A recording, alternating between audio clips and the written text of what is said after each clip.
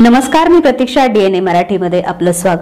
श्रीगोंदा तालुक्यातील पडेगाव येथील प्रियंका नितीन सकट या कुटुंबियांसह राहत असून 23 नोव्हेंबर रोजी रात्री 8:30च्या सुमारास घरसाहेब बाळासाहेब साहेबराव दिवटे यांच्याशी नवनाथ दिवटे आणि त्यांच्यावरील कुटुंबाचा वास चालू होता.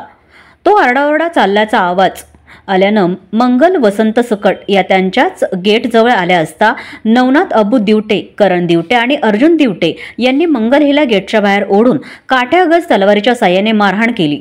मंगल यांचा आवाज आल्याने प्रियंका सकट, नितीन सकट घराबाहेर आले असता मंगल हिला सोडवण्याचा प्रयत्न करत असताना नवनाथ अबू दिवटे, करण दिवटे यांनी गज आणि तलवारीने मारहाण केली. घटनेतील 7 आरोपींपैकी फक्त एक आरोपी अटक केला आहे, मात्र त्यास न्यायालयासमोर हजर केले असता 4 दिवस पोलीस कस्टडी दिली. आरोपीला पहिल्याच वेळी पोलिसांनी न्यायालयीन कस्टडीची मागणी केली. त्याबाबत चौकशी व्हावी. महिलांना दलित कार्यकर्त्यांना अपमानास्पद वागणूक देणाऱ्या पोलीस निरीक्षकावर निलंबनाची कारवाई करावी.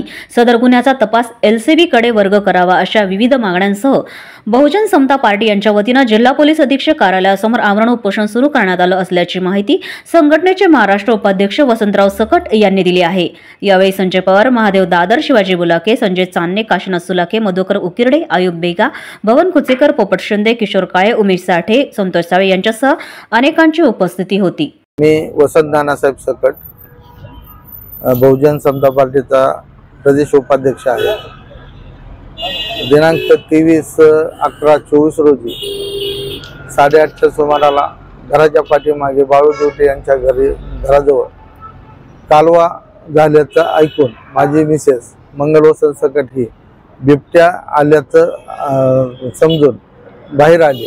तर गेटमध्ये असताना नवनाथ दिवटे आणि बाळू दिवटे यांचा वादावाद चालू होते. त्यावेळेस गेटमध्ये उभा राहून सदर ते भांडण ते ऐकत होते.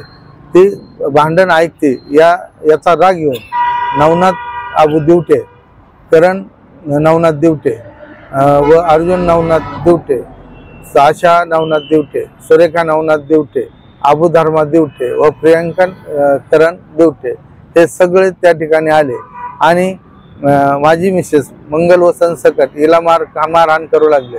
त्या मारहाणीचा आवाज ऐकून माझा मुलगा नितीन वसंत सकट हा बाहेर आला. बाहेर आल्यानंतर त्यालाही ओढून त्या ठिकाणी काठ्याने आणि गजाने मारहाण केली. त्यानंतर ते काय येत नाही म्हणून माझी सून प्रियंका बाहेर गेली असता तिलाही तलवारीनं मारहाण झाली. त्या प्राणघात हल्ल्यामध्ये माझा मुलगा नितीन, मिसेस मंगल व प्रियंका हिला अतिशय जबरी मारहाण झालेली आहे. त्यांना 10-10, 11-11 टाके पडलेले आहेत आणि ग्रामीण रुग्णालय श्रीगोंदा येथे उपचार घेतले आहेत. हे सगळं ही घटना घडत असताना मी रितसर 112 नंबरला त्याची सूचना दिली, कल्पना दिली. त्यानंतर SP ओलासाहेब यांनाही फोनवरून सदर घटना घडतानाचा लाईव्ह वृत्तांत सांगितला.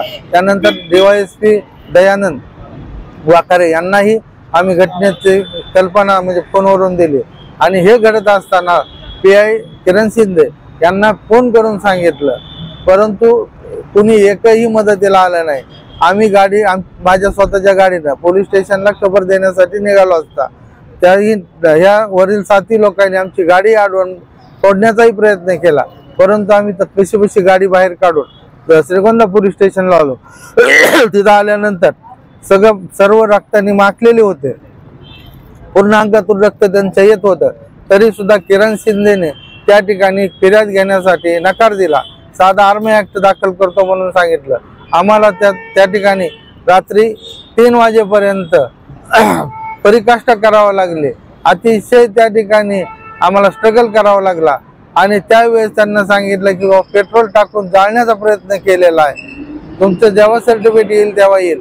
परंतु घटना घडलेले ग्रीव्हियस जखमा आहेत, जखमा भरपूर मोठ्याला आहेत, रक्तानं पूर्ण माखलेले आहेत, त्यांच्या जखमा तीव्र आहेत, खोल आहेत. हे सगळं बघून प्रथमदर्शी पाहून तरी किमान तुम्ही हा 307चा गुन्हा दाखल करावा. पण त्यानंतर त्यांनी 307चा गुन्हा 3 वाजता दाखल झाला आणि मग आम्हाला नंतर रुरल हॉस्पिटल श्रीगोंदा या ठिकाणी ऍडमिट म्हणजे त्या ठिकाणी उपचार घेतले आणि घरी गेलो. त्यानंतर हे जे आरोपी होते ते 2 दिवस खुलेआम आमच्या दारामध्ये तलवारी, काठ्या, गज घेऊन उभ्या दहशत माजवत होते. पोलिसांना वारंवार फोन करून सुद्धा पोलीस त्या ठिकाणी येत नव्हते.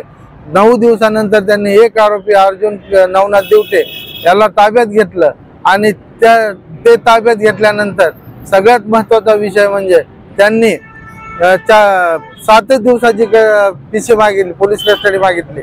7 दिवसापैकी 4 दिवस न्यायालयाने त्यांना पोलीस कस्टडी दिली आणि यामध्ये देवाणघेवाण झालेले आर्थिक ओलाढाल झाल्यामुळे त्यांनी पीसी नंतर एकही वस्तू त्याच्यामध्ये हस्तगत न करता, ती कुठलीही वस्तू त्यांनी हस्तगत न करता ग्रामीण रुग्णालयाचं सर्टिफिकेट न मिळवता त्यांनी लगेच मॅजिस्ट्रेट कस्टडी मागितली। यावरून कुठल्याही गुन्ह्याचा तपास न करता त्या गुन्ह्यात वापरलेल्या वस्तू ताब्यात न घेता ज्या अर्थी त्यांनी जी मॅजिस्ट्रेट कस्टडी मागितली त्या अर्थी तिथे आर्थिक देवाणघेवाण झालेली आहे। आमची प्रथमतः अशी मागणी आहे की हे जे खुलेआम आरोपी फिरत आहेत यांच्यापासून आम्हाला धोका आहे, त्यांना तातडीने अटक व्हावी आणि जो हा भ्रष्ट अधिकारी आहे, जो जातीवादी अधिकारी किरण शिंदे याला तातडीने निलंबन करावं ही आमची अपेक्षा। माझं नाव प्रियंका नितीन सकट। दिनांक 23/11/2024 रोजी संध्याकाळी 8:30च्या दरम्यान आमच्यावर हल्ला झाला।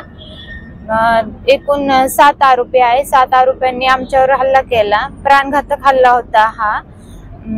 त्या सगळ्यांकडून आम्हाला आमच्या जीवाला धोका आहे। ते सतत आम्हाला त्रास देतात, काठ्या कुऱ्हाडी तलवार घेऊन फिरतात ते सतत। आत्ताही आमच्या दारावरून आम्हाला न्याय मिळावा हीच एवढीच विनंती आहे आमची।